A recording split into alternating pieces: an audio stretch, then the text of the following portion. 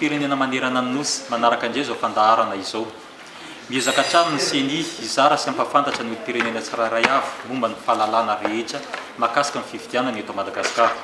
Ho zarain'ny CENI aminao androany kosa ireo rafitra ny karakara ny fifidianana teto Madagasikara hatramin'izay. Arao avy hatrany ary.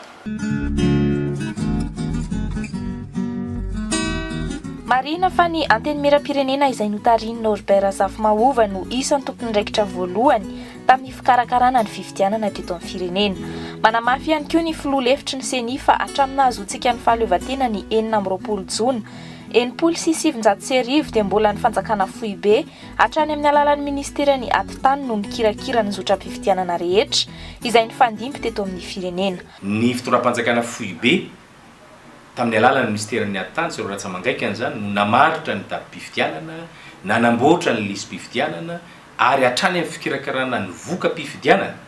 Nanomboka ny taona 2017 kosa dia natsangana ny antsoina hoe filakevim-pirenena momba ny fifidianana na ny CNE izay nisahana ny fanaraha-maso na supervision an'ireo zotram-pifidianana izay natao teto Madagasikara. Zany hoe mbola ny fitondram-panjakana fohy be ihany no nanomana sy ny karakara ny fifidianana sy ny fitsapahakevim-bahoaka izay natao, fa saingy nisy an'io rafitra manokany kosa nanao ny fanaraha-maso.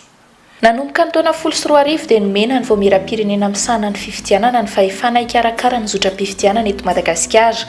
Andraikitra iaraha-manana nefa izany adidy lehibe sahana izany, ary izany indrindra no antony mahatonga ny CENI vonona hanokatra varavarana amin'ireo mpisehatra amin'ny fifidianana rehetra toy ny fiarahamonim-pirenena, ny mpanao politika, ny mpanao gazety, ny solitena avy amin'ny rafim-panjakana isan-tsokajiny toy ny ministeran'ny ati-tany. Dia teo zany dia natsahatra ny filakevim-pirenena momba ny fifidianana na ny CNE ary nitsoahana tamin'ny fitondram-panjakana fohy be ny fikarakarana sy ny fanatanterahana ny fifidianana, fa dia ny CENI no nanomana sy ny karakara ny fifidianana. Fa nanomboka ny taona 2014 indray nefa dia efa nisy dingana telo ihany koa teo anivon'ireo voamira mahaleoten'ireo. Ny 2014 dia nisy izay CENI voalohany zay. Dia nanomboka roa taona taorianan'io dia nitsangana indray ny antsoina hoe CENI T na ny voamiram-pirenena mahaleotena misahana ny fifidianana ho an'ny tetezamita. Ary nanomboka ny taona 2012 kosa volana Oktobra dia nitsangana kosa ny CENI indray na ny voamiram-pirenena mahaleotena misahana ny fifidianana amin'ny endriny ankehitriny.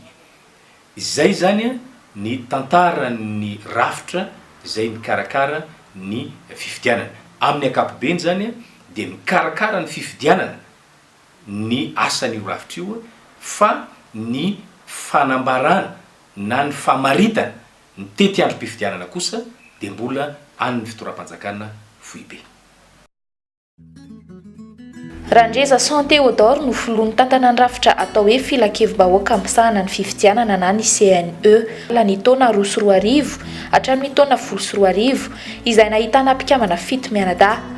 Taorian'izay natsangana indray ny voamira mahaleotena misahana ny fifidianana andiany voalohany na ny CENI izay nahitana mpikambana maharitra miisa 710 mianadahy ary ny maître rakotomanana hery no filohan'ny tarika azy.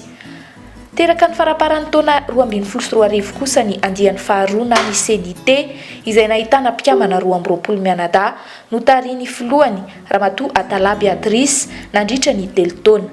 Ny volana Oktobra 2013 nitsangana ny andiany fahatelo ary mbony maître rakotomanana hery ihany no voafidy tarika ity voamiram-pirenena vaovao ity ary 7 kosa no mpikambana amin'izany. Marina fa ny andinin'ny fahadimy amin'ny lalam-panorenana no mametraka ity CENI vaovao izay miasa mandritra ny 4 taona ity.